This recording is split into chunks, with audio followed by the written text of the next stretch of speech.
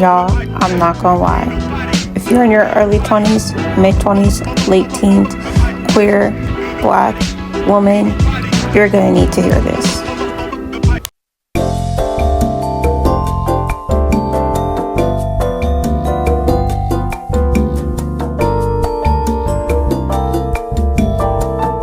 I think this should be good. Hey y'all, welcome to my channel, Dom Streams. I'm trying something new. I'm gonna try to make some video essays and things, story times, more vlogs, things like that. So stay tuned, also hauls. And what I want to discuss today is 27 lessons I've learned by my 27th birthday. My birthday was actually in August, so I've spent some time being 27, but this is some things that I've learned. For one, put yourself first, especially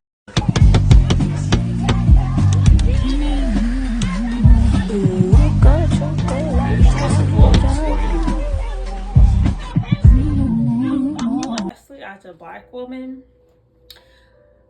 especially as a dark-skinned black woman, especially as a queer person, especially as someone who is in an immigrant family, especially as someone who's a woman, like, put yourself first because no one else will.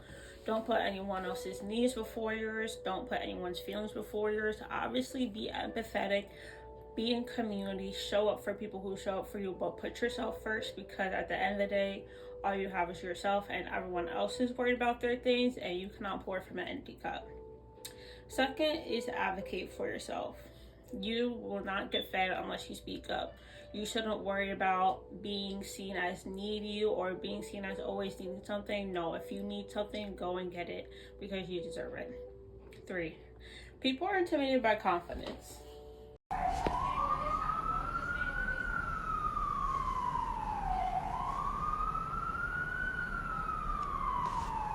This is grape juice. If you know, you know. But people are intimidated by confidence, and you just have to accept that. Once again, if you're confident, you know that girl, you know you're beautiful, you're handsome, or whatever, people are not gonna like you. There's gonna be a lot of people who don't like you, especially as a black person. People are intimidated by black people's confidence, and if it comes between confidence and approval, be confident. Number 4, your body will change over time. I grew up being really skinny. When I hit puberty, I became with meat on my bones, but still slim. And then I started getting on medication and also living in a food desert, and I gained a lot of weight on and off. I'm at a point where I'm back to losing weight, but I've accepted I will never have that skinny frame again, and that is okay. Your body will change over time, and you just have to make sure you're being healthy and make sure you're getting yourself checked out, whether you're sick or whether you got an injury and stuff. So yeah. Okay. Number 5. People are ignorant about mental health. People are very ignorant about mental health. They'll say, you know, you matter and check on your strong friends and self-deleting prevention, but that's really on the internet. In real life, a lot of people are ignorant, and if you have a mental health condition or if you're neurodivergent, you're gonna have to be okay with certain people judging you, but the right people will not judge you. So still speak up, still be honest, still communicate, still be vulnerable, and the right people will find you. Number 6, I'm gonna have to fill this in multiple stages, but number 6, make sure all of your roommates are on the lease. If you are living with someone, make sure you sign a sublease. If someone else is living with you and you're the main person on the lease, make sure they sign a sublease, because that's needed for legal reasons. That's need to make sure they pay their rent. That's needed to make sure no one can just kick you out. Like, I would do a story time on that, but that living with people and only one person's on the lease will cause so many issues. Number 7, stay consistent on your medication. It could be for anything, whether it's for physical chronic illness, mental chronic illness. Stay on your medication. Do not start and stop. Take that seriously. Once you have medication you want to take and it's working for you, stay consistent. And if you don't want to take it anymore, schedule an appointment with your primary doctor to see how you can wean off of it, because stopping that will just throw your body's chemicals off balance and it will make the issue worse than before. Okay, We got a lot to go. Oh, that was number 7. Okay. Okay, we're back. Number 8. For my girls, for my lesbian girls, every woman you date is not the one, and that's okay. I feel like, especially as lesbians, we are so socially and romantically isolated. It feels like every woman you date is the one. I feel like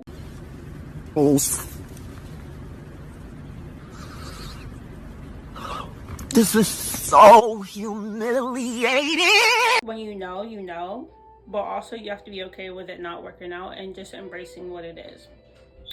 Also, number 9, virginity and body count is rooted in misogyny. Virginity was something that was started as a way to control women and to be able to sell them as a bride in the ancient times. And definitely be mindful, be safe, but at the same time, don't be ashamed to not be a virgin. Don't be ashamed to have a high body count or low body count. It's literally just rooted in misogyny and the fact that they think women are less pure for having sex, which is also part of grape culture, because patriarchy says that, you know, men are supposed to want sex and get it often, but then they mistreat women who are highly sexual. So what does that tell you? A man love a man, a man love a man. Say it's the kind of song that makes a man love. So if you're a hoe, be a hoe. If you're not a hoe, don't be a hoe. But don't stifle yourself to seem better or not. When you don't know who you are, people will decide that for you. I feel like everyone's idea of other people is based off of their experiences and their beliefs and their upbringing and their destiny.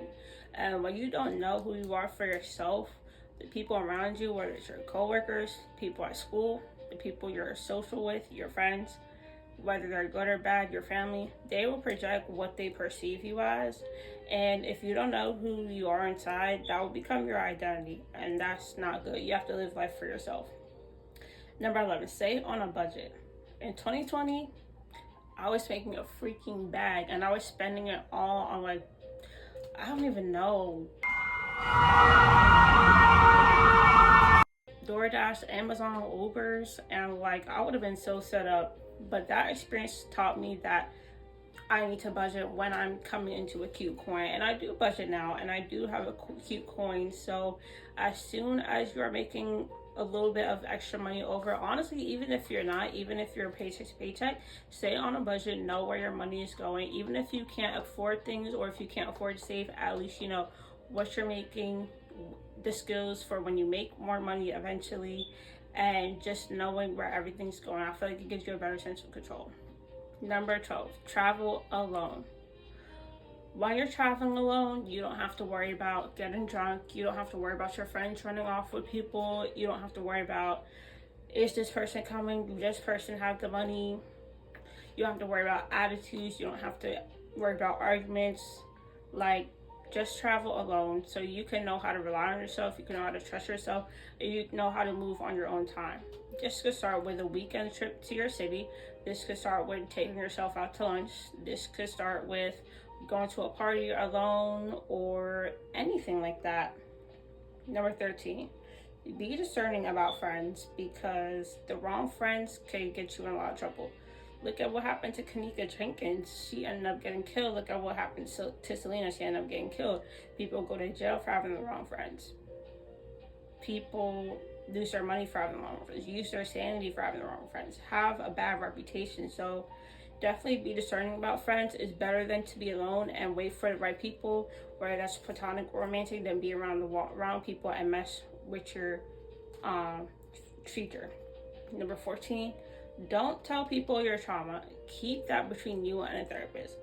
If you're having a deep conversation with someone, you can talk about the feelings you experienced during your trauma and how you learned from it and what that represents. But don't tell people this, and this happened to me, especially in the beginning, because they can either gauge you as a sitting duck and use that against you, or, like I said, with people being ignorant about mental health, they will judge you. People are only supportive on the internet. Number 15, do not play with spirituality. Do not play with closed practices. It's okay to learn about new things. It's okay to learn about the methodologies, everything, but don't play with nothing you're not born into. It's just not good. Number 16, your parents don't know what they're doing and they don't care. They're not introspective enough to take accountability. That's more so for me and people with emotionally immature parents. Like, half the things, messed up things our parents do is because they don't know what they're doing. And they don't have to know what they're doing because they're just skating by and they're too lazy. They were too lazy to do the right thing. No, it's true. It's true. And they felt like, I'm right, you're wrong, I'm big, you're small, like, who cares? And it's definitely our responsibility to deal with that and make peace with that. But at the same time, a lot of our parents are not in the space, just seeing if it's still recording, but they're not in the space to really see, like, where they went wrong. Number 17. Dating apps are good for exploring queer sexuality, but don't take those people seriously. Kind of got to update that because I met my partner on a dating app. But I would say, when you say when I say don't take people seriously, I mean, like, don't, kind of like what I said, but don't think every woman is the one. Like, don't automatically take people seriously. Talk to them. Go on dates. If it's your tea, you know, have your sneaky link. Make friends. If it turns into something, that depends on if you want a close relationship, and if it doesn't, you got to meet new people and explore your sexuality. Number 18, never live with no fucking man. Whether it's a roommate, whether it's a homie, whether it's a boyfriend, whether it's male family members, do not live with them because they are not taught to reciprocate effort. They are not taught to do things around the house. They are not taught to be accommodating. You will be accommodating them. You will be giving them labor. You will be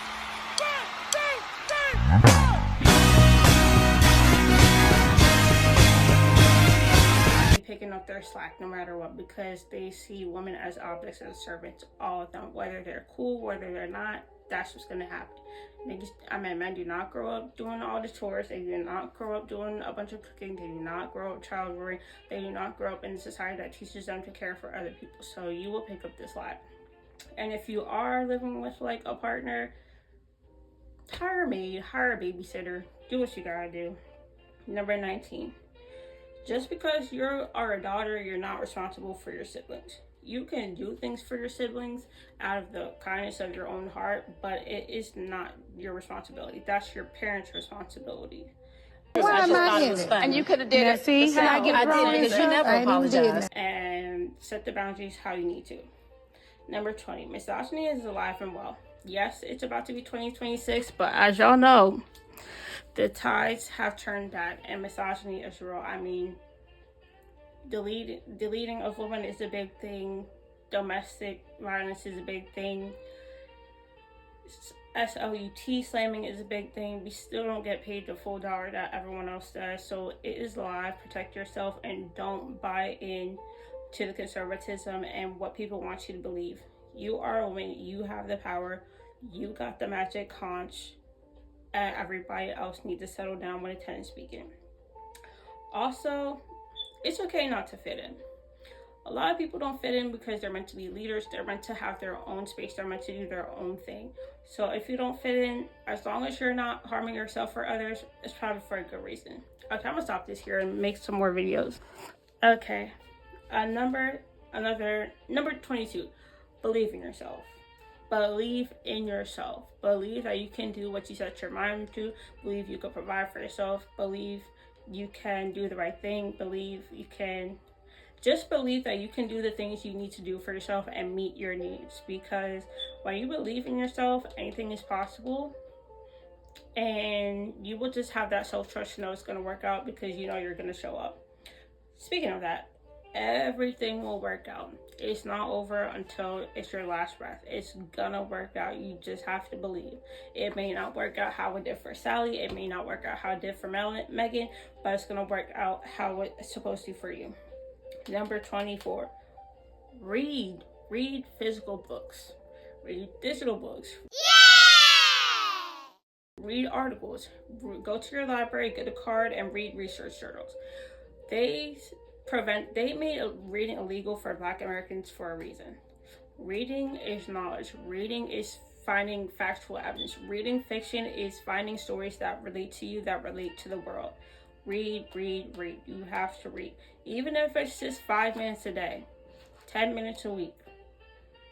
In between, right before bed, right when you wake up, read. And you need to own physical books and own physical media.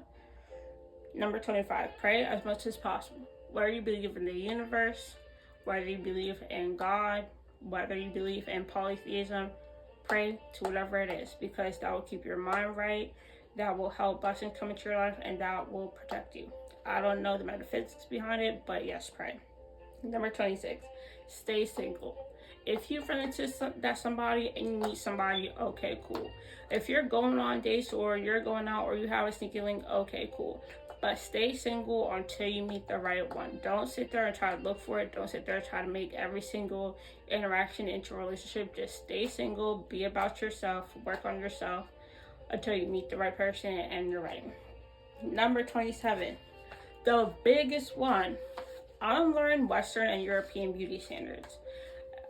Honestly, everybody, but especially if you're, chocolate, if you have natural hair, like, unlearn that stuff, because it's all rooted in really bad things like colonialism, pedophilia,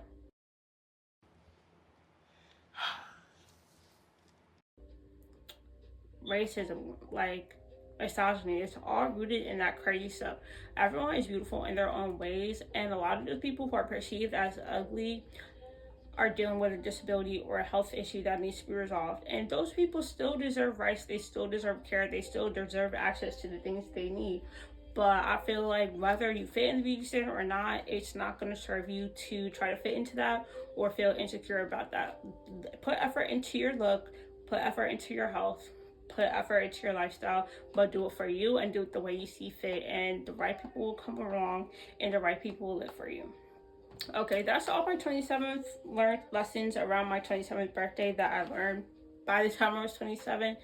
I hope to do this every year, and I hope to do more talking videos and video essays. So I hope y'all enjoyed this. Definitely comment what y'all learned. Definitely subscribe, like, and share. And just stay tuned, because it's only up from here. No, it's true. It's true.